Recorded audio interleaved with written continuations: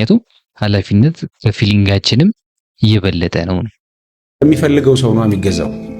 አሁን ሴት ልጅ አንተን ወዳ መርጣ ፈቅዳ አንተ ነህ ትክክለኛው ሰው ብላ ዲሳይድ አድርጋ ካንተ ጋር ስትሆን በገዛ ፍቃዷ ላንተ ካላት ፍቅርና ክብር የተነሳ ነው ላንተ የምትገዛለህ። ግን ሌላ ወንድም ጋር ስትሆን ምናምን ስትለምናት ስታለቅስ ኖረህ ከዛ መጨረሻ ላይ ኦኬ ስትልህ እንኳን ሹል ቢደባስ እያለ ሁላ በቃ ሌላ ሰው ደስ ልታረግበት ይችላል። ሐሳቡ መልካም ሆኖ ሳለ ፊሊንግ ላይ ብቻ ዲፔንድ ማድረጉ አልተዋጠልኝም እንደግል።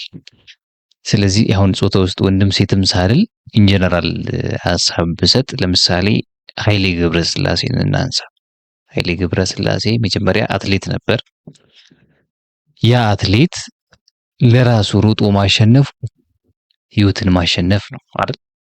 አንዱ ፖይንት ነው። ሮጦ ሲያሸንፍ ህይወትን አሸነፈ። ምክንያቱም እንጀራውም ነው አትሌቲክስ።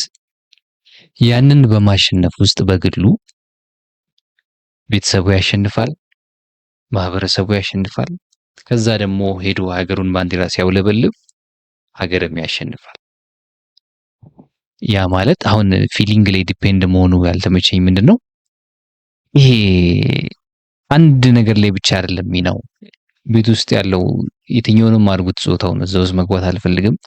መሪ ያልነው ይሄ መገዛት መሪ ያልነው አካል እዚህ ጋር ሚናውን በአግባቡ ከተወጣ ከቤተሰቡ ውጪ ጎረቤት ላይ ሊጫወተው የሚችለው ሚና አለ። ምክንያቱም እዚህ ጋር መልካም ባህሪ ያሳይቶ መጥቷል።